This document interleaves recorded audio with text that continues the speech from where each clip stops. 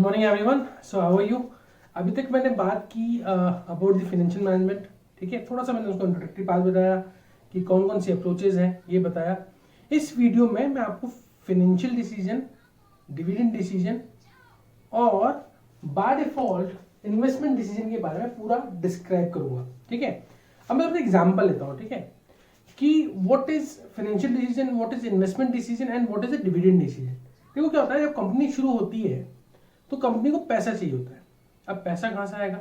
या तो मैं लोन लूं, या तो मैं अपना खुद का पैसा लगाऊं, या तो मैं अपने दोस्त से उधार लूं, या फिर मैं शेयर को इश्यू करूं। ये सारे के सारे जो पॉइंट होते हैं जो आपकी कंपनी में पैसा लेके आते हैं। ठीक है, इसे बोलते हैं सोर्सेज ऑफ फाइनेंस। अब सोर्सेज ऑफ फाइनेंस का जब डिस्कशन होता है तो फाइनेंशियल मैनेजर की एक रिस्पॉन्सिबिलिटी होती है कि वो अपनी कंपनी में क्या एक्वायर करना चाहता है। वो अपनी कंपनी में डेट और इक्विटी का क्या रेशो रखना चाहता है। क्या वो फिक्स लायबिलिटी को चाहता है कि जो उसको देनी ही देनी पड़े, बिकॉज आपको पता है कि 1000 दिन मिनिमम होते हैं टू मैनेज द सक्सेस और the failure of the x business. तो किसी कंपनी में क्या क्राइटेरिया हो कि फाइनेंस कहां से आएगा, कब आएगा, कितना आएगा, वो सारे के सारे डिसीजन जो होते हैं वो कैपिटल स्ट्रक्चर में आते हैं। Managing the sources of finance is what the capital decision is to be there और the financing decision is to be there. यहां पे किसकी बारे में बात होती है? कैपिटल स्ट्रक्चर की। और कैपिटल स्ट्रक्चर कुछ नहीं है कि डेट और इक्विटी का, क्या बोला मैंने, डेट एंड इक्विटी मिक्स क्या होगा आपके बिजनेस के अंदर। ये जो टॉपिक है इसी को हम बोलते हैं कैपिटल स्ट्रक्चर। पैसा कहां से आएगा? क्या वो इक्विटी शेयर से आएगा, क्या वो प्रेफरेंस शेयर से आएगा, क्या वो डिविडेंड से आएगा, क्या वो लोन से आएगा। और वो पैसा आने के बाद आपकी कंपनी उस पैसे को कैसे मैनेज करेगी, वो जो सोर्सेज ऑफ फाइनेंस है। क्योंकि सारे के सारे एस्पेक्ट कि टाइम कितना लगेगा पैसा आने में, उसके बाद उस पैसे को लाने में आपका अल्टीमेटली कॉस्ट क्या इन्वॉल्व होगा, that all are included in it. तो ये क्या है आपका फाइनेंसिंग डिसीजन कि सबसे पहले कंपनी में पैसा आ गया। भाई कोई भी बिजनेस शुरू होगा क्या होता है कि बिजनेस में सबसे पहले क्या चाहिए होता है? पैसा चाहिए होता है। ठीक है, पैसा आ गया। अब पैसा जब आ गया, सोचना, कल्पना करो एक कि आपको जब बिजनेस शुरू करा तो आपको सबसे पहले क्या चाहिए? एक आइडिया चाहिए, हो गया आइडिया। अब उसका क्या चाहिए? सर फंड चाहिए। फंड कहां से आएगा भाई? क्या वो बूटस्ट्रैपिंग से आएगा? Bootstrapping, you heard about this term. ये हम अपने जो सो कॉल्ड स्टार्टअप कॉन्सेप्ट है वहां इस्तेमाल करते हैं। बूटस्ट्रैपिंग क्या होता है कि आपके आसपास के लोगों से ही फंड लेना। आपके आसपास के लोग कौन है? आपके दोस्त, आपके घर वाले, वहां से फंड रेज करना और अपना बिजनेस को शुरू करना। तो हम सजेस्ट करते हैं कि whenever you want to start your own startup, then you should focus on the bootstrapping funding process। तो पैसा आ गया। अब पैसा आने के बाद क्या होगा कि आप उस पैसे को खर्च करोगे। किसमें करोगे? आपकी मशीनरीज में करोगे, आपकी टेक्नोलॉजीज में करोगे। जब उसमें खर्च करोगे तो आप क्या देखोगे, कौन सा प्रोजेक्ट, कौन सा प्रोडक्ट मिली ज्यादा बेनिफिशियल। आप ये भी देखोगे कि आपके पास पैसा आ गया तो आपको लॉन्ग टर्म इन्वेस्टमेंट कितना करना है और शॉर्ट टर्म इन्वेस्टमेंट क्या करना है। Long term investment include what the capital budgeting decision is to be there. Capital budgeting क्या होता है कि कब कौन सी मशीनरी में पैसा तो आ गया, अब उसको इन्वेस्ट करना है। क्यों? क्योंकि जब इन्वेस्ट करोगे तभी तो आप कमाओगे, जब कमाओगे तभी तो लोगों को दे पाओगे पीछे से। That is what this part is there, investment decision. आप किस तरह अपने पैसे को मैनेज करोगे कि लॉन्ग टर्म में भी आपको बेनिफिट हो और शॉर्ट टर्म में भी। शॉर्ट टर्म कैसे? वर्किंग कैपिटल रिक्वायरमेंट कैसे पूरी होंगी भैया? आपको day to day business activities को मैनेज करना है, वो कैसे मैनेज होगा भैया? अगर आपने करंट एसेट में ज्यादा पैसा डाल दिया तो आप अपने नए एसेट क्रिएट नहीं कर पाओगे, फिक्स एसेट, जिससे आपकी बिजनेस वैल्यू प्रोपोर्शनेट नहीं बढ़ पाएगी। उन सबके बीच में जो मैनेज करना है, ऑप्टिमाइजेशन करना है, that is what the investment decision. अब चलो पैसा भी आ गया, आपका बिजनेस भी खड़ा हो गया। अब 1 साल बाद, 2 साल बाद, 3 साल बाद वो लोग आपके पास आएंगे जिनको पैसा चुकाना है। वो कौन कौन होंगे? आपके शेयर होल्डर्स हो सकते हैं, आपके डेटर्स हो सकते हैं, बट हम बात कर रहे हैं शेयर होल्डर्स की। अब वो लोग जिनको आपने वादे के पैसा देना पड़ेगा, तो क्या आप अपना पैसा जब डिस्ट्रीब्यूट करोगे, पैसा in the sense the profit you distribute, I repeat, the profit you distribute in such a way ताकि बिजनेस की ग्रोथ भी रहे और वो लोग भी सेटिस्फाइड रहे। आई रिपीट, बिजनेस की ग्रोथ भी रहे और वो लोग भी सेटिस्फाइड रहे, कि आप अपनी कंपनी में कितना रिटेन करोगे प्रॉफिट को और कितना पैसा आप बांटोगे, that is what the dividend decision. बहुत कॉमन लैंग्वेज में आपको समझाया कि basically we have three type of decision, financing, investment and the division. Financing is what, पैसा कहां से आएगा, कैसे आएगा, कौन देगा, आ गया तो मैं डेट और कैपिटल के बीच में, डेट और इक्विटी के बीच में क्या रेशियो रखूंगा, क्या मैं डेट ज्यादा लूंगा, मुझे लगता है कि मेरा ऐसा बिजनेस है जो बहुत ज्यादा कमाने वाला है तो मैं डेट ज्यादा लूंगा, खुद ही खाऊंगा ना फ्यूचर में, मुझे लगता नहीं कि बिजनेस में समय लगेगा तो वो मैं अपनी इक्विटीज पे ज्यादा फोकस करूंगा कि नहीं तू एक काम कर, मुझे लगता है कि फ्यूचर में मुझे बहुत ज्यादा बेनिफिट होगा पर अभी मैं इमीडिएटली आपको नहीं चुका सकता, या लॉन्ग टर्म में भी आपको नहीं चुकाना पड़े, आपको मैं इक्विटी पार्टनर बना लूंगा। पैसा आ गया। अब पैसा क्या होगा कि आप उस पैसे को कहां खुद खर्च करोगे ताकि आप लोगों को विश्वास जीत पाओ और पैसा दे पाओ, क्योंकि बिजनेस का फंडा क्या है, जब लोगों का विश्वास जीतोगे तभी तो आप उन लोगों से एक लॉन्ग टर्म रिलेशन बना पाओगे। अब उसके लिए इन्वेस्ट करना है, इन्वेस्ट कहां होगा, या तो आपके करंट एसेट्स में होगा या फिर फिक्स एसेट्स में होगा। फिक्स एसेट्स वो है जो आपको लॉन्ग टर्म कमा के देंगे, तो इसके लिए कौन सा डिसीजन आता है, आपके कैपिटल बस्टिंग डिसीजन। जब पैसा आ गया, बिजनेस शुरू हो गया और बाय डिफॉल्ट प्रॉफिट हो गया, तो नेट प्रॉफिट को किस तरह डिवाइड करना है, आई रिपीट, नेट प्रॉफिट को किस तरह डिवाइड करना है ताकि आपका बिजनेस एक सस्टेनेबल मोड भी रहे और आपके जो स्टेक होल्डर्स हैं, आई रिपीट स्टेक होल्डर्स में हम मुख्य रूप से बात कर रहे हैं, वो किसकी कर रहे हैं, बाय डिफॉल्ट हम शेयर होल्डर्स की कर रहे हैं, वो सेटिस्फाइड रहे।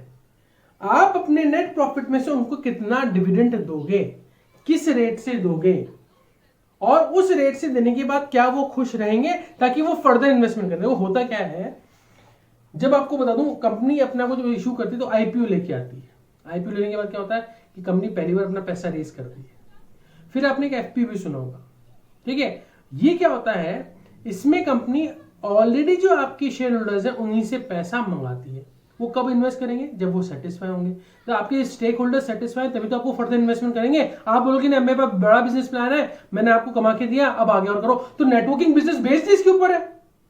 आप देखो networking business is what exactly, वो यही तो है कि अगर आप कमा के दोगे आपने स्टेक होल्डर्स को तो वो आपके ऊपर और बड़ा जुआ खेलेंगे। तो ये डिसीजन डिविडेंड डिसीजन है। तो the all three decisions are the part of the financial management. Got it. अब देखो फाइनेंशियल मैनेजमेंट की बात की जाए तो ये दो वर्ड से मिलकर बना है, फाइनेंशियल प्लस मैनेजमेंट। देखो फाइनेंशियल इज व्हाट कि पूरे के पूरे बिजनेस के अंदर फंड एक्वायर कैसे होगा, अलोकेट कैसे होगा और फर्दर उसको आप कैसे मैनेज करोगे administratively, that is what finance. Management is what, it is a human activity that is include a planning, organizing, controlling, directing, all the things to be involved. Then when we combine these together, that's known as financial management. देखो इसकी definition बहुत simple है। Financial management is the way and the means of managing money, पैसे को manage करने की कला इन such a way to determinations, acquisition and allocation and utilization of financial resources to attain the specific goals. हम goals के बारे में बात करेंगे फ्यूचर के अंदर कि भाई बेसिकली दो गोल्स होते हैं, एक होता है प्रॉफिट मैक्सिमाइजेशन गोल और एक वेल्थ मैक्सिमाइजेशन गोल। अगर मैं किसी स्पेसिफिक गोल के लिए, देखो अल्टीमेटली बिजनेस का अल्टीमेट एम क्या है, पैसा कमाना। पूरी की पूरी कहानी हो क्यों रही है, पैसे कमाने के लिए। आप एमबी क्यों कर रहे हो, पैसे कमाने के लिए। मैं यहां क्यों खड़ा हूं, पैसे कमाने के लिए। हम सबका अल्टीमेट एम क्या है, यत्र तत्र सर्वत्र, अल्टीमेटली है अर्थ। ठीक है, तो ये जो डिसीजन है, ये पूरी पूरी प्रोसेस है, इसको क्या होता है फाइनेंशियल मैनेजमेंट। करेक्ट। तो these are what the financial management का कॉन्सेप्ट। अब देखो क्या होता है नेचर ऑफ फाइनेंशियल मैनेजमेंट। अब इसकी नेचर क्या है, इसकी विशेषताएं क्या है, इसके गुण क्या है, that is what nature of financial management. इसमें हम कुछ 7-8 पॉइंट है जो मैं एक एक करके एक्सप्लेन कर रहा हूं। पहला पॉइंट है the essential part of the business, yes it is a very essential part of business, क्योंकि बिजनेस में सभी एक्टिविटीज में फाइनेंशियल मैनेजमेंट काम आ रहा है। पैसा कहां से आएगा, पैसा मैं कहां लगाऊंगा, और जब मुझे प्रॉफिट होगा तो किस तरह उसको बांटूंगा। तो कौन से पार्ट में बिजनेस के अंदर ये काम नहीं हो रहा? हर एक पार्ट में हो रहा है। चाहे मैं स्टार्टअप से की बात करूं, चाहे मैं एमएसएमई की बात करूं, चाहे मैं लीडिंग कंपनीज की बात करूं, सब जगह यही तो हो रहा है। वो पैसे को मैनेज कर रहे हैं, और जो मैनेज नहीं कर पाते वो बैंकरप्ट हो जाते हैं। होता क्या है, अगर मैं DFHL की बात करूं, या फिर मैं बात करूं अभी रिसेंटली जो येस बैंक है वो बात करूं, वो सब कुछ क्या है, जो पैसे का प्रॉपर मैनेज नहीं कर पाया वो फेल हो गया। फॉर एग्जाम्पल मैं तो येस बैंक की बात करता हूं। उसने बोला कि भैया मैं 8% पे आपको आपका सेविंग अकाउंट में पैसा दूंगा। कहां से देगा भाई? अब 8% पे वो आपसे पैसा ले रहा है, और लेट इट बी 12% पे दे रहा है, और वो 4% अपने प्रोक्योरमेंट कॉस्ट के लिए बचा हुआ है कि भाई मेरे बैंकिंग खर्चे होंगे, इतना बड़ा सेटअप एंड ऑल। तो margin of is hardly 1% is to be there. अब क्या हुआ, उसने पैसा कहां कर दिया, ऐसी जगह चला गया जहां पे पैसा वापस ही नहीं आ सकता था, डिफॉल्टर्स के पास चला गया। जब डिफॉल्टर्स के पास चला गया तो पैसा वापस नहीं आया, जब पैसा वापस नहीं आया तो बैंक क्या हो गया, बर्बाद हो गया। तो it's all about the business management का सब कुछ पार्ट है। Second is what, it's continuous administrative function. Yes, it's a continuous administrative function, लगातार देखने वाला, कहीं रुक ही नहीं रहा। पैसे आएगा, फिर मैं लगाऊंगा, फिर बांटूंगा, एक लगातार फंक्शन ही तो है। पैसा आया, फिर लगाया, फिर प्रॉफिट अर्न किया। They all are linked or not? Yes it is.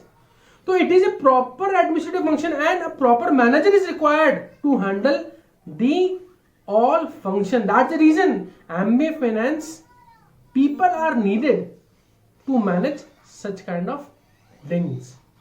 ठीक है, नेक्स्ट इज वो साइंटिफिक एंड एनालिटिकल। देखो जब मैं बात करता हूं साइंटिफिक की, that is what few set of rules to be there, few criteria to be there. तो मैं जितने भी मैं बता दूं आपको, चाहे मैं कैपिटल बजटिंग पढ़ूं, चाहे कॉस्ट ऑफ कैपिटल पढ़ूं, चाहे डिवीजन डिसीजन पढ़ूं, यहां तक कि मैं और आगे फर्दर फाइनेंस में जाऊंगा तो वो प्योर एंड प्योर मैथमेटिक्स बनते जाता है। Got it? Why so? Because it is pure mathematics, it's not hit and trial कि मैं ये कर दूंगा तो ये हो जाएगा। मैं डिविडेंड डिसीजन की बात करूंगा, मैं यही बता दूंगा कि अगर मैं पैसा बचाऊंगा तो भी मेरे कंपनी को इतना पैसा बचेगा, अगर मैं बांटूंगा तो भी इतना बचेगा, कितना बांटना चाहिए, कितना रखनी है, ये सब कुछ मैथमेटिकल है। हर चीज के पीछे मैथमेटिकल लॉजिक्स हैं। इनफैक्ट पूरी की पूरी इंडस्ट्री जो काम कर रही है वो मैथमेटिकल लॉजिक्स पे काम कर रही है। हवा में कुछ नहीं हो रहा है, बिजनेस प्लान ही बनता है तो आपको बोला जाता है कि भाई let make a business plan.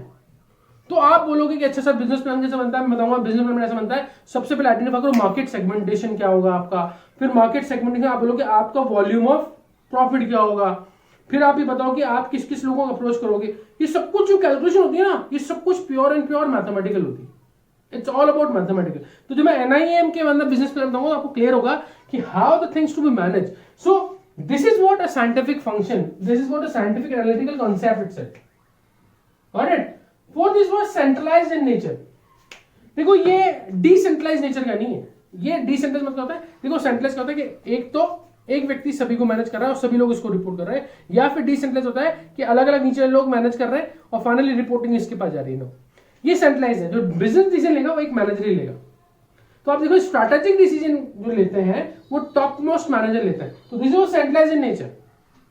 The business के जो भी फंक्शंस हैं, जो भी कॉन्सेप्ट है, वो क्या है बाय डिफॉल्ट सेंट्रलाइज है किसके, नेचर के अंदर।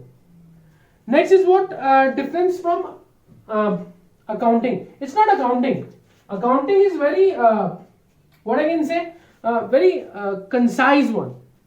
Account is all about writing. ठीक है, आपको ये डेटा था, इसको लिखा, यहां करा और आपने एक फॉर्मेट में देख लिया कि अच्छा ये profit and loss and all, खत्म। It's all about writing. But we will talk about finance, it's all about decision making. Decision making, कब क्या कहां क्या करना है, क्या मेरे लिए बेस्ट है। फॉर एग्जाम्पल आपकी फादर की ही मैं बात करता हूं, वो अपनी लाइफ में चाहे वो कोई सी भी जॉब कर रहे हो, चाहे वो प्राइवेट में हो, सरकारी में हो या कहीं पे भी, अगर आप इस मुकाम पे पहुंचे जहां आप MBA कर रहे हैं तो उन्होंने कुछ ना कुछ तो इन्वेस्टमेंट किया होगा ना, तभी आपकी फीस दे पा रहे होंगे, या आप उन्हें खुद ने अपनी फीस दी होगी। अब आप देखो एक बार सारी की सारी कहानी में क्या ये जो आप डिसीजन ले रहे हो कि एमबीए करना है, बीबीए करना है, whatever that you want to go for, it's all about what, somewhere else a decision making. So it's not accounting, it's a decision making, because whenever we spoke about the scientific thing, because देखो future में क्या होगा कि आप data analysis के basis पे अपने इनको कैलकुलेट कर रहे होंगे डिसीजन मेकिंग को. तो इस difference from accounting, its wide scope is there, बहुत ज्यादा स्कोप है, क्योंकि new methods, new terminologies, new mathematical calculations to be added nowadays to identify the futuristic aspect. Because देखो क्या होता है, जब मैं फाइनेंशियल मैनेजमेंट की बात करूंगा तो देखो यहाँ पे बात थी सोर्सेस की, फंड की, एक्विजिशन कैसे होगा. एक्विजिशन किस बेसिस पे होता है कि भाई मुझे रिक्वायरमेंट क्या होगी, रिक्वायरमेंट कैसे कैलकुलेट करोगे, एक ट्रेंड के बेसिस पे करोगे. भाई this is what the way that we are growing in this way. For example मैं अभी 2019 की एक रिपोर्ट पढ़ रहा था. भारत में कुल, आई रिपीट, भारत में कुल 1.3 बिलियन पॉपुलेशन, पता है ना, 130 करोड़ लोग हैं. यहां पे लगभग, आई रिपीट, लगभग 110 करोड़ मोबाइल फोन्स हैं इस समय वर्तमान में, और उसमें से भी 110 करोड़ में से लगभग 100 करोड़ लोगों में स्मार्टफोन है. तो सोचो, अगर आपको एक ऐसा बिजनेस प्लान करते हो जो कि pure and pure technological based और ऐप बेस्ड है, और उसकी प्रोजेक्शंस की कैलकुलेशंस करते हो, तो वो क्या है, वाइड स्कोप हो गया, नहीं हो गया. वहां पे डिसीजन कैसे होगा कि आपको किस तरह के ऐप चाहिए, क्या वो उसका क्राइटेरिया होगा, किस तरह वो ग्रो करेगा. तो obviously when we make a business plan we need this, that's it. तो it's a wide scope related to that. And last but not least, application all types of organisations, it is applicable in all, either MSME हो, ठीक है, चाहे वो big corporates हो, चाहे वो by default बहुत सारे, सभी जगह बाय डिफॉल्ट ये एप्लीकेबल है और बहुत काम का है. Is it clear to all? How we manage all the things, that is very important.